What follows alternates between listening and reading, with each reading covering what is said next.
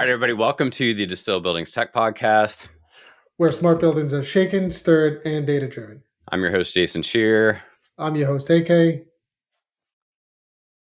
Love it. Yeah. Thanks for having us. My name is Justin Fields, unofficial host of Sip and Security with my esteemed colleague, Mr. Dave Abbott. Dave, welcome to a different and unique episode, right, in conjunction with two of our favorite people. So thanks for having us. A little cross collaboration here. It's good stuff. Excited for this. Yeah. Excellent. Yeah, a little crossover event. Thanks, guys, for having us. I know we've been talking about getting together for a long time, but getting four busy people in technology's calendars to sync up is definitely a challenge. So looking forward to this.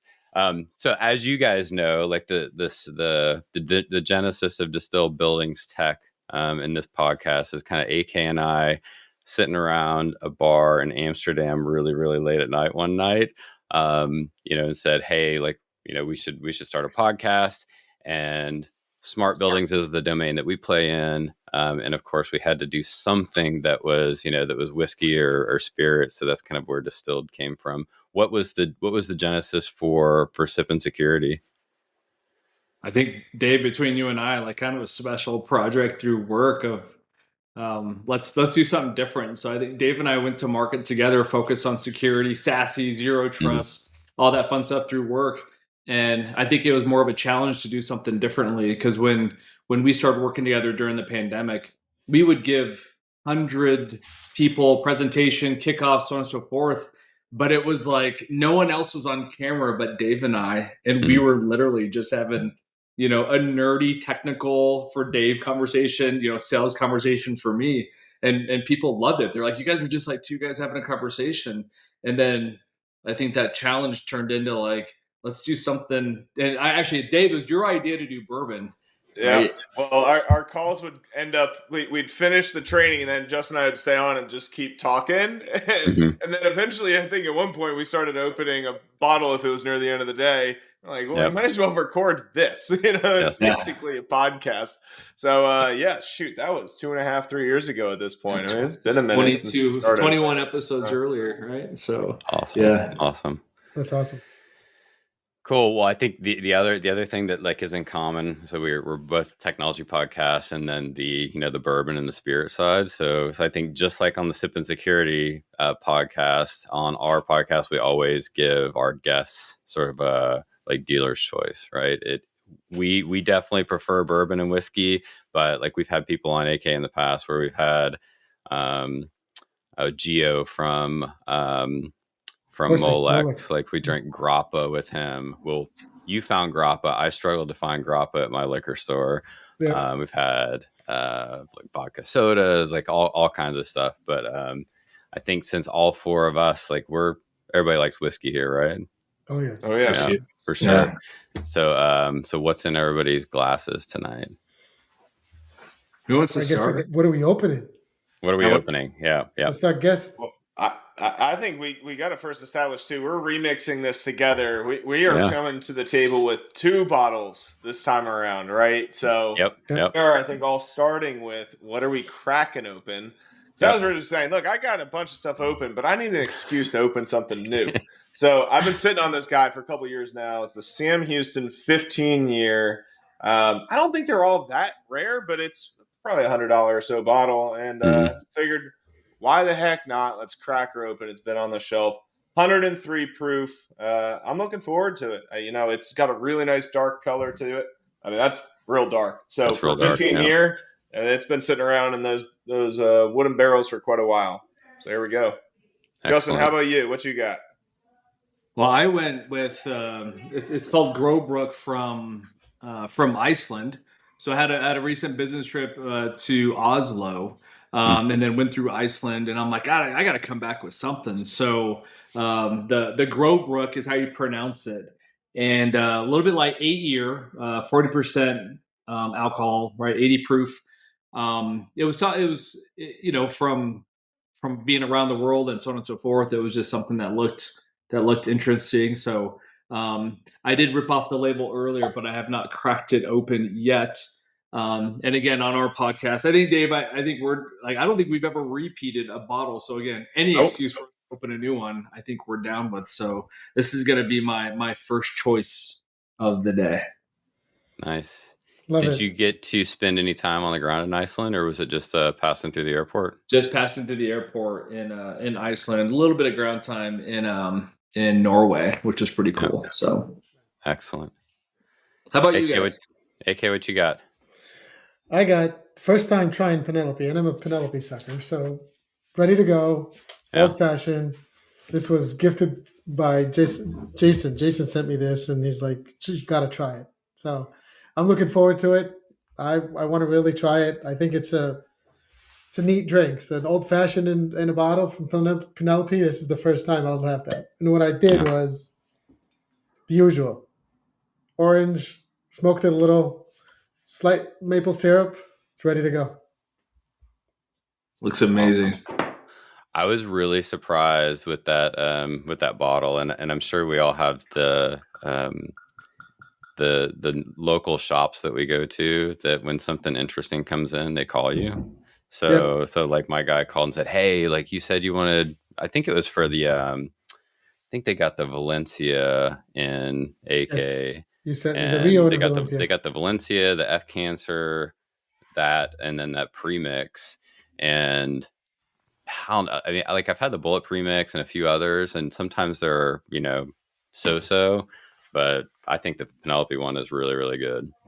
Yeah, it's worth it. What you got? So this is a gift bottle as well. So, and this bottle has a little bit of a story. So AK sent me the Penelope Chapter 1 cigar series. Nice. And I've never seen that before.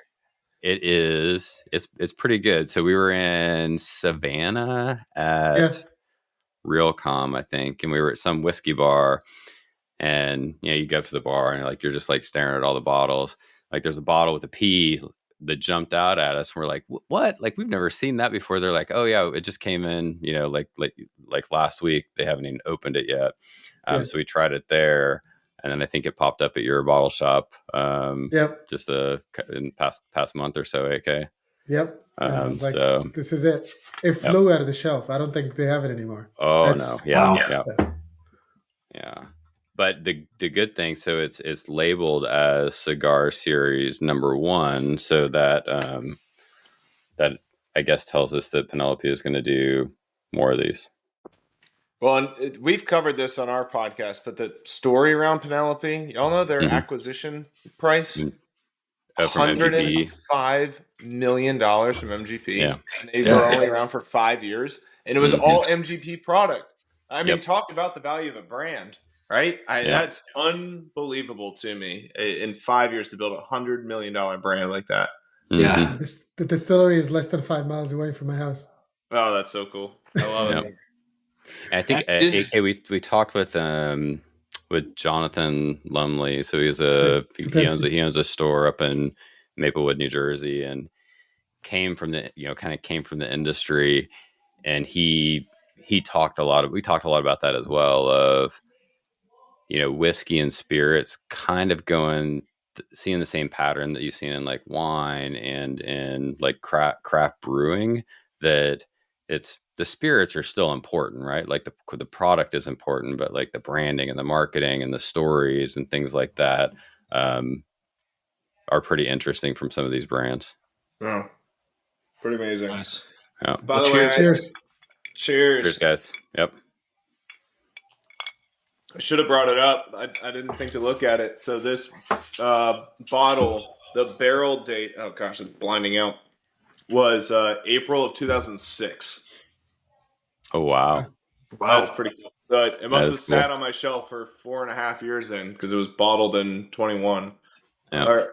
It was 15 years and 6 months old. That's what I say. It drinks hot. You can tell that there's a ton of flavor in it.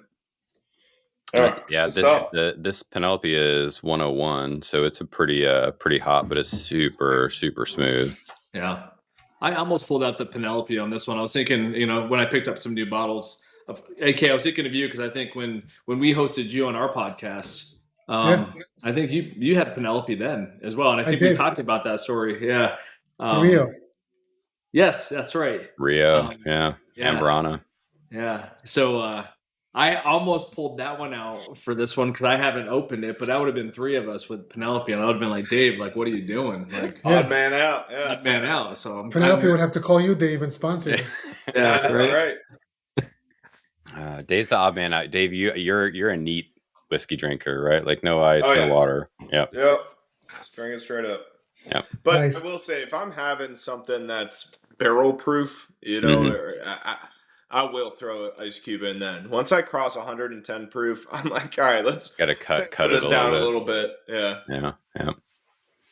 So how is it? I think this is actually, like, again, I think you said yours is really smooth, right? And again, I think Penelope overall has always been a smoother drink.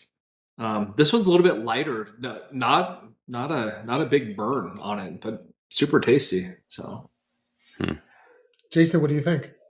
It's what I remembered it when we had it in Savannah. I mean, it's just a well-rounded, easy drinking. It's all you know, those bourbons that are, or whiskeys that are over 100 proof but taste like something that's 80 proof. It's like a dangerous whiskey. Yeah. This is dangerously smooth. Walnut butter, the walnut bitter, and vanilla, Demaraka, rye, and bourbon whiskey. Yeah. Wow, it just tastes like cinnamon crunch. Yep. The best thing about that bottle is I think it's like 37 or 38%. So you can put it in the freezer and it won't freeze. So a lot of premixes that are like lower lower alcohol content, you can't do that. But man, you put that thing in the freezer and it pours like syrup into a glass. Like it's so good. Yeah. So I picked up a bottle of from Costco, the Kirkland brand old fashioned, and it surprised, like, what, for a 25, depending on where you're, $25, $28 bottle, big bottle, super good. My son, who's a bourbon individual, again, of age, even though how young I may look, right? So, and we've talked about this, but he's your 13-year-old son. Yeah, my 13-year-old son. He loves bourbon. No, but he's like, Dad, you should pick up another bottle. This is really good, and it's for the price, just for I think for the quality of what you get, it's a decent drink. So I'm sure Penelope might be just as good. AK, right? It is, yes. And Trader Joe's has the same. This is a third brand I would say I tried by far. Like, it's just the way it pours and drinks, and dangerously smooth. Yeah. I'll tell you what, I was inspired by one of my sales leaders on the security side, Mark Marriott. He's big in White Russian season this time of year. He loves using White Russians. Not really my speed, but I looked into alternative options. I found the White Buffalo, and you get buffalo cream, and you mix that with coconut rum, and you put toasted coconut shavings on the rim. We crushed 2 bottles of that in a day at Thanksgiving in our house. It was an absolute hit. So highly recommend it. 2 parts of the buffalo cream and then 1 part of the coconut rum on ice. So good. Buffalo cream is a Trace product. I don't think I've had that. Yeah, so it's the bourbon cream by Buffalo Trace. Yep. I just picked up a bottle. Super good. Good with hot cocoa. But throw some coconut rum in there, and it pops. Wow. Nice. Is that like a different version of coquito? Or nowhere near? I don't know what that is. Okay. What is that? It's like the Spanish Puerto Rican drink. It's rum, coconut, a little bit of eggs. Dominicans and Puerto Rican make it. A little bit of cinnamon. I was not throwing eggs in this. This is a little more cream-based, but it might be similar. Actually, question for you all. I think, Dave, as we look at some of the stats on our podcasts and the most viewed videos, because again, I think for the most part it's been bourbon, but we did have one guest speaker who brought rum to the table, and ironically, that episode has the highest views of all of our podcasts. I think he was just sending it to his family so that he get invited back. I think that's what it was. Just circulated around. So fun fact, AK, when you and I were at one of the numerous events in Vegas and we were walking from Bellagio to somewhere else, that individual, Fred, actually interrupted our conversation, jokingly and whatnot. But he was the individual. I don't know if you remember that, but he was the one that had the rum, the highest view count in any of our podcasts. But for Jason, for you and AK, What do you think from like a popularity perspective? Like, what is it? I know you guys do primarily the bourbon side, but are there other drinks that are pretty popular amongst your guests? I think it's a mix because our guests pretty much bring their own drink. We might drink bourbon with them, but it's been a mix, right? Yeah, I think it's been a mix. Like I said, probably 70%, 70% bourbon, but there have been a couple of vodkas. I don't think we've had gin yet. We have had a couple of NAs, right? So doing like mocktail type stuff. So that's been interesting. Yeah. How many episodes are you guys at? 13 or 14. 13, 14. Yeah. You guys have been out on a faster pace than we have. I mean, what's the journey been like? I know, Jason, especially for you, you like tinkering in a lot of the tech stuff, and AK, you're no slouch on the engineering side either. I mean, what's it been like from a platform side and experiencing different tech from day one and on? It's all Jason. Oh man. So yeah, I mean, so I'm a like a master researcher, right? I always tell people that I see all the projects you're in. You got tinker and researcher. So it was actually a lot of fun to research the platforms. I've done a lot of video production for work and for other like third party projects. So a lot of the gear that I had, I was able to reuse, but finding a podcasting platform that was easy I think that was our biggest thing, was how do you not make this another full-time job? Yeah. And I know like other content creators and podcasters, a lot of times like they'll outsource, editing and like all the creative stuff. I kind of find editing a little cathartic, right? Like sitting in front of, iMovie and trimming and doing all that kind of fun stuff, adjusting levels. I'll just do that like on the couch while the family's watching TV or something. So it's been the product and platform side was fun, and then AK was the master of, I would say, like branding and website. Nice. Well, I gotta say, Justin's the master of it all. I'm just the ugly face that shows up to the thing, and I'm usually the guest bringer. I'm the one that I'll be weekly traveling around, and you like bourbon? You got to join the podcast. Come on the podcast, and we set one up after. But Justin is certainly the mastermind behind all the branding, the website, the editing, all of it. So I got to give him all the credit. I mean, Justin, what's it been like for you? What was your journey through all this? Honestly, a lot of learning, Dave. I think obviously we've been in it together from the beginning, and I know we both have extremely busy schedules. Like I think to Jason's point, the editing has always been cool. Not a huge uplift for me, right? Working on the Mac and doing everything on the Apple side is relatively easy. From the merch perspective, it kind of gives me that creative, like not work type stuff, so I can do something creative with my brain, which is always fun. And like I said, I was showing you guys earlier, like with the mugs that we're doing and the merch that we're wearing, the website, it's just using different parts of my brain. So I really enjoy it. Like I'm already thinking, I'm like, what could we merch together? Like, do we do a joint sticker for a laptop or something? Like, I don't know, like, all that fun stuff, but no, it's been a fun glasses. Could you like a Sip and Security Distilled Buildings Tech, like limited edition glass? Limited edition. Yeah. I know I showed this y'all before, but like these are like limited edition bottles of like our branded, bourbon and whatnot. So 24 of them that were made. And then, it was just like, opportunity, chance, and let's do something cool with it. Again, Dave, I think our next episode is coming up later this week, which will be episode 22. And it's been 2.5 years, I think, Dave, that we've been doing this.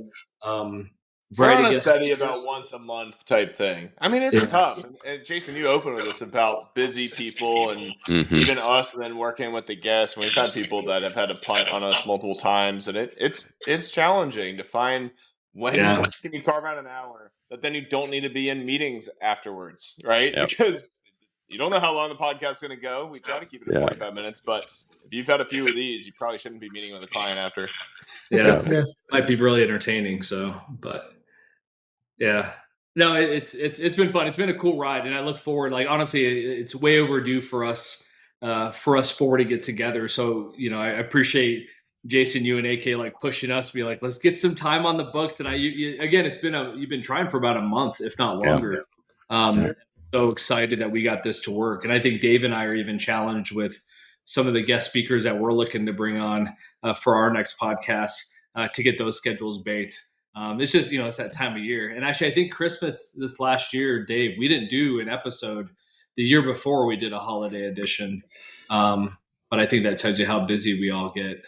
And actually, a little, if I may, a little plug. So Dave and I have another podcast coming up later this week. Dave, fun story. Do you want to tell the story about so Dave, it was maybe a month ago, Dave calls me on a Sunday, like on my cell phone. Dave will call me, but never on a Sunday, never on my cell phone. So Dave, had to be something the story. Good. You get you're at a partner event in Orlando. I'll open it. So we held a training dedicated to a partner around security, bunch of engineers, like 30, 40 in the room. And we're out after and talking about drinks, and bourbon comes up and everything. And one of the engineers says, "Oh yeah, no, I actually join a podcast from time to time, and we'll talk engineering." I'm like, "Oh, that's so cool. And you like bourbon, like you should join our podcast." And she's like, "Oh, what is it?" And we go, "Oh, it's Sip and Security." She goes, "Oh, I love that." I'm like, yeah, it's a neat concept. She's like, No, I love that podcast. I was like, "What do you mean you love that podcast?" She's like, "I listen to that podcast. You're telling me that's you?" I'm like, yeah. Yes. So then I'm wondering, wait, how do you not recognize me if you listen to the podcast? But she pulls out Spotify and is following and has listened to the episodes. So like, holy crap, that's amazing. So first fan of the wild that I didn't know before and meet them in natural conversation. That was pretty cool. So I immediately had to call Justin after, and now she's going to come on the podcast as a guest. That's awesome. That is cool. For fun. So it's growing. We're getting there, right? Slowly but surely. Well, you guys specialize in security, and we try to dabble into the OT space. Maybe I'll throw one out there that's cybersecurity OT related. So how do we feel about what are the challenges that we see in the OT stack that you can relate to in cybersecurity? All right, AK, I got to pause you because we're getting into it. I got to go into the open bottle, right? This is here we go. Right? Like, I had an answer too. Is the point. I saw Justin was like, I looked this up. Research. All right, real fast. I got this bottle of Old Raleigh, and the bottle itself looks sick. It is an easy drinker, 46.5%. I'm pouring a glass, and then AK, I'm answering your question.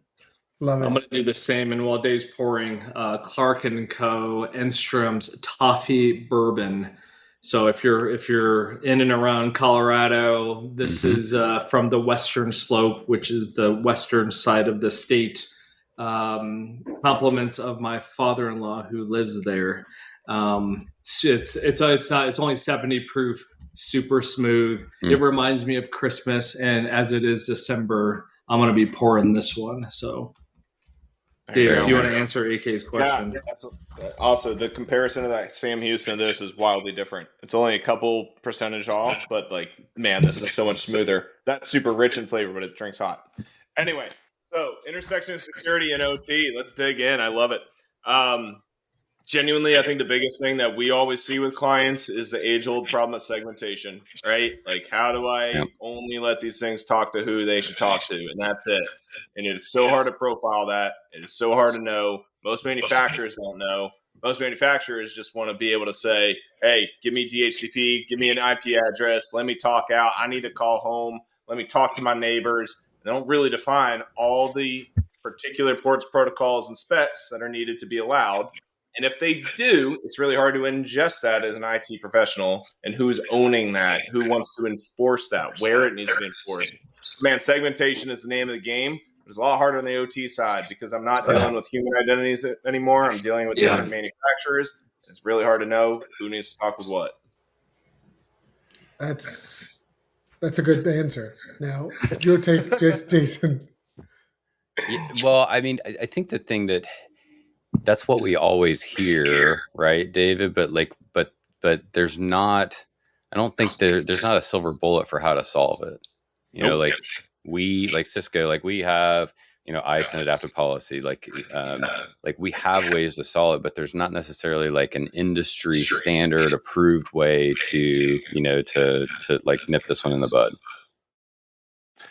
Well, so to that point, you could be on this reference architecture, go Purdue model, do all the things where you got all the expensive equipment and put all the hardened policy on top.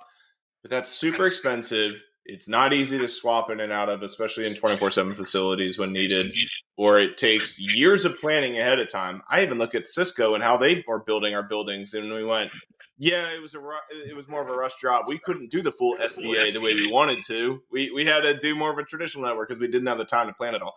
That's all valid. It's real life IT. And so I think that you see these new vendors out there, and some get gobbled up. Like Air Gap Networks is a good example of Zscaler. They're coming out hot saying everything's /32. You go to our DHCP controller, we define the profile and who you can have access to what and talking. The problem is now you just created a single point of failure. And not only that, there are certain protocols that don't play well with just a /32 that says, oh, I have to call home. They need to be able to talk laterally. So now you start making exceptions for like a /27, and I can talk to certain neighbors. And yes, I'm nerding out a bit with it. But the point is, it's like there's all these concessions that have to be made with some of the newer stuff that advertises the silver bullet. And then you look at a real world scenario and you go, oh yeah, that's only going to solve like 60-70% of my environment. And now I got to do all these workarounds, and I've just created more risk and complexity. And do you think it's more see, the manufacturers would, in my opinion, I think will always follow whatever the client or IT is specifying. Yeah. Is there a specification that IT is putting forward for the OT product that says, here's what we need you to follow. Go ahead and follow it. Don't call home, or call home only on 443. Do 802.1x. Whatever the spec is for an OT device, so they can follow the same protocol as a laptop, right? Or as an IT equipment where it should be the same. It should be identified, provisioned ahead of time, or isolated until it's identified and then provisioned afterwards. I think the fundamental, Dave, is like what we've talked about in previous episodes is like it's identity is what it comes down to, right? And it's just a different persona that we need to be aware of, and that we need to actually go into Jason's point is like we need to define the standards within the industry. Because I think the IT OT worlds traditionally have never talked to each other, with each other, segmentation, et cetera, et cetera. Now that the worlds are, converging, just like back in the day, when, voice over IP, it's just like voice on a network, it's never going to happen, right? You had to develop the standards, and, at the end of the day, identity is like the core aspect of that. So regardless of what it is, what's the identity? I think we have tools that we leverage. ICE is a great example to validate. It is what it is. And then you can make rules based on the identity of the specific asset. Like identity, I think, is the core of all security. Right? It's just are you who you say you are, and are you what you say you are from a physical and or virtual person, if you will. So yeah. Well, AK, I think AK, do you have an intermission drink, AK? Is your glass there you go. Bring it back. Pull off the rack. So this bottle, aged 10 year, won best rye of 2025 this year. Nice. Clearly, you could tell I actually enjoyed it. I can tell. Man, it looks practically full. Yeah, and honestly, it's a mixed feeling for me, because bourbon is okay, but rye, and for this bottle to actually get up there and make it into 2025, I'm looking forward to another trip. Actually, I think that's a good excuse to go buy another one, if anything, right? Yeah. So And this was not planned, but I have a rye as well. It's actually another cigar series. So rye, and it's a blend. It's a rye blend. One is Madeira casked, another is rum cast, and then the third blend is Naranja cast. That's a pretty good. I think it's pretty. 62%. This barrel. Yep. It's gonna have some burn to it. Cast strength. That's good for these cold nights. Yes. So we talked. So cheers, guys. So something new to celebrate our crossover episode, and then something old from the cellar. Cheers. So we talked about identity, and there have been some novel like industry and standard approaches to that, right? Like IETF came up with MUD, or like the manufacturer usage description, but standards bodies create something, and then you don't really see, adoption within the industry or within manufacturers. Is that kind of like a sticking point, do you think, Dave? Well, I think it goes back to life cycle of devices, especially in the OT environment. I mean, we cycle through our phones every 2-3 years, right? We cycle a laptop every 3-4 years. But when you get into niche environments, especially in manufacturing, especially in healthcare, especially in industrial systems, you start to run into equipment that's been out 10, 15, 20 years in the field, and the refresh on that's so expensive or not available, and they need to then custom order a whole new slew of equipment that they just keep it. I mean, there's plenty of Windows XP that's still alive and well in certain healthcare environments, which is scary. So I think you have to just come to that realization of it's not always going to be a widespread protocol from a device perspective. But if you can bring a technology that can help with that profile, help augment that when you don't have a recently developed device or something that received a software patch, let's be honest, most OT devices aren't getting patched ever. So then they're not receiving or they're not sending that type of information like MUD. If you have other technology that can help profile properly, and to me, that's why CyberVision was so critical with Cisco, because it helps augment things like ICE from an identity side and who can talk to what, but for OT specific environments, profile that, understand proper traffic. That's huge. And it's trying to meet, I think, our customers where they are, rather than saying, hey, you need to run all device compliant to this IETF standard. Yeah, good luck. Like, do you know how many millions of dollars that's going to cost to refresh all that gear compared to, hey, as you refresh, you should make that part of your requirements from your manufacturers moving forward.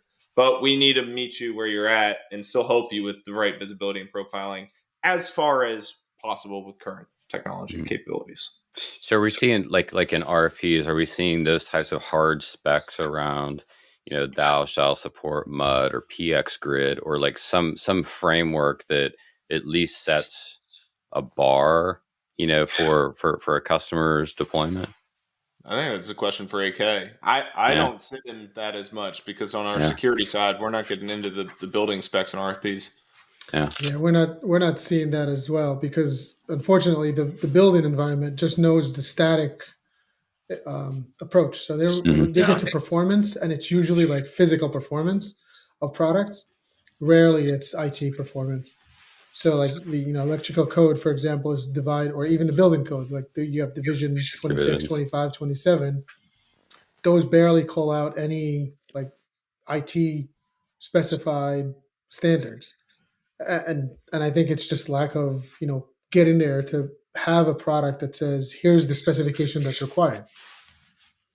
So we're years away from that. I think it's going to be up on the IT professionals to say, here's the MSIs of the world that are going to come into some of these conversations that says, in order for me to integrate your space, Mr. Owner, and you want that specific look and feel, you need this kind of product. And consultants usually are really good at that, because that's how they bring value to the ecosystem. So they can come in and say, here's the standards that we live with, and you should be able to adopt that. Yeah, and Div 27. So for folks that haven't heard of like the CSI master format, Div 27 is is what covers communications, right? And it's a huge, broad, like it's everything from phone systems to networks to Wi-Fi, like anything with, like IT technology associated with it. And I believe like cybersecurity is kind of like just like buried in Div 27, right, AK? Yeah. It's rarely mentioned as a performance. It's usually like the second thought. Yeah. It's almost like from a built environment standpoint, it's almost like that we need like a separate division for cybersecurity, maybe, because it touches a bunch of other components within a building. But I think honestly, sorry, go ahead. I was just going to historically, like it's been up to the owner or occupier, right, to develop their standards. And now that you're having this converged infrastructure of OT and IT, now it's muddied the waters, right? So although it's buried in Div 27, I think we're on a path to where it's going to be unburied. It's going to become more prevalent of technically savvy individuals asking the questions of like, hey, I believe in this converged infrastructure, but my number one concern is security, right? So how's it being addressed? And AK, to your point earlier, it's going to take the consultants to enforce and develop the standards of like, hey, this is what the industry is moving towards. This is what we recommend. This is what the manufacturers, so on and so forth. And honestly, in my opinion, that needs to happen sooner than later, because the convergence is happening now. It's been happening. So, yeah, we're seeing like if you look at the industry and how it evolved, we always looked at the general contractor as is the firm that's going to build the brick and mortar. Like they're going to physically do something for you. What we're missing, or what's coming, is the IT general contractor. There's no IT in the general contractor. To them, the general contractor just makes an envelope, puts widgets in there, close the doors, have 1 year warranty, and time on budget. Yeah, go implement it, right? Yeah. And usually it's all physical. And what we're seeing is that shift of general contractors having some IT background that says, here's what I need to build for you. In order for me, my warranty is not only 1 year of the building not falling apart, but not getting hacked, or having the ability to put product in there, not beyond what you just when you open the door and go on. And that's the crossover between IT and general contractor, or whatever that field is. And I think we're just call it ITGC for now until there's a new field. What's the upside for the general contractor that focuses on building to accept the risk on cyber, though? I mean, that's a hard aspect, unless you're bringing in a totally different division or a different consulting group. Because if they're coming in and say, by the way, I also provide a warranty about cyber liability for a year or two, I mean, there's significant downside and risk for them, unfortunately. I think that's a reason why to shy away from this and just say, hey, we're bringing this in. Cybersecurity, you got to figure out how to secure it because it's not on us. It's shifting responsibility. 100%. I think it takes owners and occupiers that says, this is the building I want. Go build it. And that building consists of a crossover. It might not be you, Mr. GC, but it could be you plus another entity. And you guys have to collaborate. The same way the architect and the MEP and the lighting designer collaborate. Same way the EC and the low voltage contractor collaborate. At the end of the day, we're building one single thing. It's a building. Yeah. Yeah. So you got to change buyer behavior, because I don't know that the general contractor is necessarily going to want to show up and offer that level of added risk. But if the buyer starts demanding it, now we change behavior. But I think the GC has to be aware of the risk, but also I think from an owner occupier perspective, they also need to be aware that the long-term support of said infrastructure, of cybersecurity, IT and OT is their responsibility. So I think that there's an awareness from a GC perspective and an ownership, whoever that might be, whether it's a cybersecurity organization, whether it's in-house, external, whatever it may be, that needs to be understood and considered up front. I think, if anything, the conversation around security within OT and IT, the conversation needs to happen sooner versus post, right? So I think we've all talked about that shift left, right? Even when we get involved from an IT perspective, when it comes to design and all those other aspects, security is the same way. We need to understand, from a physical security, from a virtual security, from an OT security, IT security, all that needs to be understood going in. And there needs to be understanding from a GC and then an acceptance from a provider to assume that responsibility. But again, I don't. It's not developed yet. So I think that at some point, once it's developed, that will be the standard. Is, if anything, cybersecurity, IT, OT, right, all have a seat at the table early on when we talk about designing of a building, because at the end of the day, they're going to be the ones responsible for supporting it. Mm-hmm. And AK, I was just looking up, like there is a Div 28 that is, classified as electronic safety and security. But when we look at that, we typically think about access control, video surveillance, right? Yeah. Like physical security. So kind of back to the building specification, I almost think that cybersecurity needs to have its own division so that it like stands on its own and it's not just glossed over. They don't do like Div 27.3. Well, no, there are like subsections. So like within 28, there's within 28 and 27, within every single division, there are subsections. But that might be an industry like solution to cybersecurity in the built environment. And then we throw generative AI and AI into the mix. Oh man, I knew we're like 42 minutes in and nobody said AI yet. We were so close. Didn't say it once. No, but that is like a good topic, because it's like I see like the sort of like the good and bad of it, right? Like we're going to see generative AI used a lot from like a bad actor or a threat actor standpoint, right, Dave? But like how can we, when we think about profiling and segmentation, like how do you see, I'll just say AI generally, right? Like AI being used to accelerate that side of it. Yeah. Threat defense, I guess. There's two sides. I think the real one we see is, as more vulnerabilities are released, as we know about more problems out in the wild, people are able to exploit them faster. The AI is usually not finding new vulnerabilities, not yet at least. I mean, we will get to that point soon enough. But bad actors are able to exploit vulnerabilities at machine speed. So as soon as the CVE comes out, boom, like people are already taking AI and starting to leverage it from an exploit perspective. I think from a practitioner standpoint, network and security operations, a lot of it's trying to just augment the manual daily tasks and be able to correlate events and incidents to any level of anomalies and then stitch that together.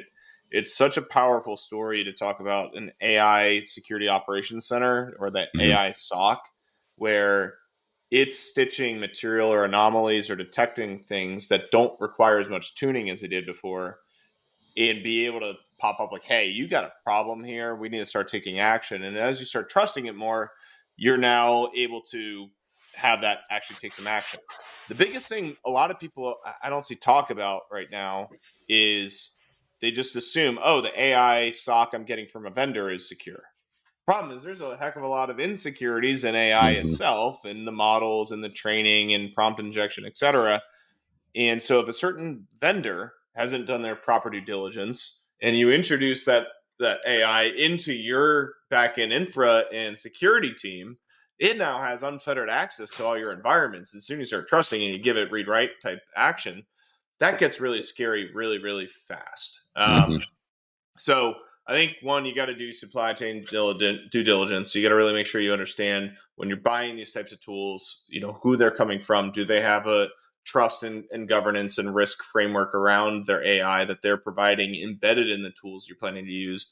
But then also recognize you kind of can't go without it, because the bad actors are using, and they're moving at machine speed and scale. We frankly can't rely on humans to keep up with this. It becomes a battle of AI versus AI. Just scary post-apocalyptic conversation, but like that is where this is all headed, whether you like it or not. It's just make sure you're doing due diligence beforehand. Yeah, and there's so that's like the technology side. Do you think that there's adjustments that will need to happen on on the policy side as well to kind of like almost give us a little bit more time, like just around like CVEs and disclosures and things like that. Like a big thing in cybersecurity has always been like transparency, right? Like good actors disclose early and document and blah, blah, blah. But do we need to like blur that line a little bit just to slow things down? I don't think so. I think you got to be open and transparent as much as you possibly can. As soon as companies start hiding stuff and they try to do it around good intention, but their own vulnerability that's being exploited in the wild, they are only hurting the good guys, quite honestly. Because the bad guys, they're sharing all that information on the back end channels and forums, and then they're ingesting that anyway. The good guys, if they don't know about it, it's a problem. So you need to have early and honest disclosures. The policy solution is like maybe even like, more transparency around vulnerabilities. As soon as you know something that's materially impacting, you need to be publishing about it and constantly every hour providing updates. I'll say, like I look at a Cloudflare as an example, and when they had the outages they had recently, they did a phenomenal job of keeping the public right? I mean, you need that type of transparency up front all the time. And then the good guys can use their AI to quickly scrape, where am I vulnerable? Where do I have issues? And start thinking through remediation steps then. Even if you don't have the cleanup quite yet, you're at least thinking about how is this being exploited in the wild? What's the type of traffic activity I need to look for?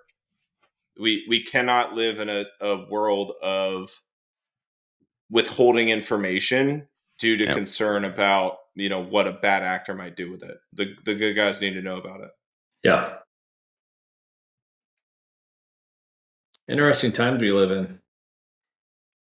Thanks for the AI topic. There you go. We had to segue into it. We had to drop. Yeah, AK, you brought up AI, and then you just immediately went quiet on it. I was like, all right. Yeah, like I know where this is going. It's all AI conversations end in Terminator, right? Pretty much. They do, yeah. Good stuff. I had to give myself another pour of the second round. Super good. Yeah, I think the old Raleigh is the one for me. This Sam Houston, it's got good flavor, but I might need to throw it on a cube, even though it's only 103 proof. My brother-in-law would love this stuff. I know that. Yeah, hot on the tongue. Yeah. Now, on that note, Dave, I think early on, I think Dave got me more into bourbon than ever before.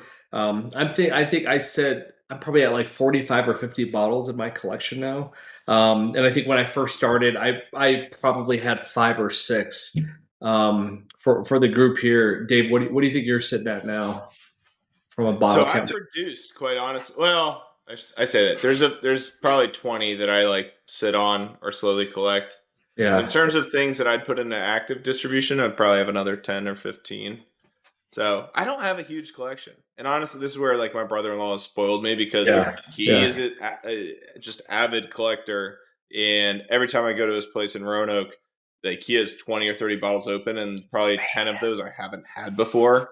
And they're just every time it's like, all right, let me try this. So for me, the hunting's not any fun anymore because I'm like, I've had it all. I didn't have to pay for it. So that's kind of the best hookup to have, right? It's kind of like the best boat is the one that you don't own, your friends own. Sadly, I'm the one that has the boat. So we trade off in that respect. He gives me the bourbon, I give him the boat access. Nice. That's awesome. Jason, how about you?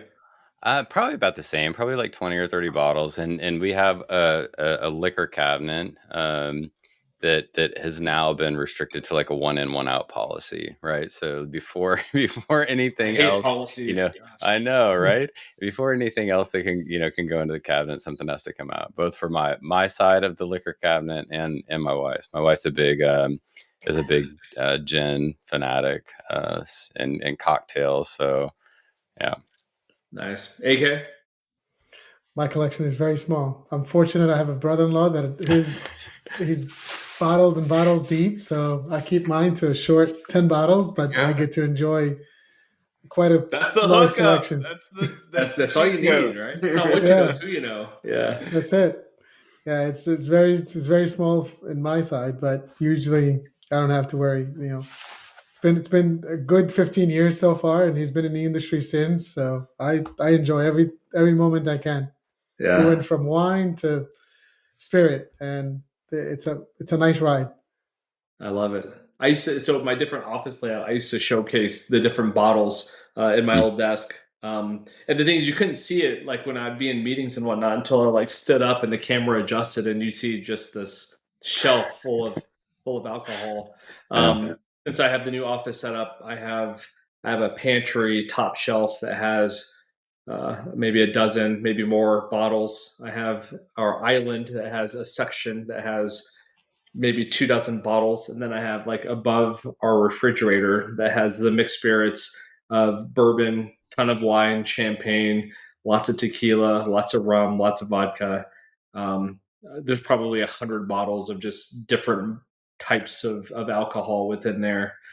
So I think we're spread out pretty decent, and so I don't know, like we have basements in Colorado. I know some parts of the country don't have basements, but I miss having a basement so much. Yeah, it's the best thing ever, right? So ours is unfinished, and actually right below my office, there's this kind of this pop out where I want to do like a hidden bookcase that opens up into like my bourbon, cellar, right? Bourbon, wine. I just imagine literally a table for two with my desk mini with nothing but bourbon and old barrels around me to where I'm going to host, podcasts and whatnot. But that's awesome. One can dream, right? One day it'll happen. Love it. So let's fast forward in 5 years. How do we see buildings, and how do we see them evolving from an infrastructure standpoint? And then there's a second piece to this question, but I'll start with you, Justin. 5 years from now, 5 years from now, I think the standards will be developed. I think the integration of OT and IT honestly more from an IT perspective, assuming all the responsibility for OT, like support, structure, so on and so forth, it's all going to be merged. I think it's going to be a very kind of a fast and furious type road to get to the 5-year mark, but I see the dust settling, and again, standards created and everything on that front. So it's going to be, in my opinion, a faster transition from when we saw VoIP, join the network stack and whatnot. It's going to be challenging, but it's going to happen. So. Yeah, I think we touched a little bit upon AI, right? And one metaphor that we use, like when we talk to customers, is around autonomy and autonomous buildings, right? Like in a lot of other parts of our lives, right? Whether it's transportation, consumer space, like we all know, like consumer space, like moves so much faster. Yeah. Like my home is, I would say, infinitely smarter than like most offices. So I think that a combination of AI acceleration and like younger workforce coming into the office, they're going to have different expectations of what happens, when they walk into a conference room or into an office. But the key there, and we talk about this a lot, the key is like the network is the foundation, right? Like it is the common palette or platform that all of these different systems can ride on top of. Yep. So I think even though sometimes like, networking, whether it's access switching or Wi-Fi, like it seems like maybe not the sexiest thing in the world. Like it is like the least common denominator that everything can ride on top of. So I think we'll see there's going to be an explosion of PoE devices and endpoints. We're starting to see that in the consumer and prosumer space. I'm a big, like we talk about podcast gear. I use a lot of Elgato gear, and even like Elgato is starting to make like PoE microphones and and hubs and things like that.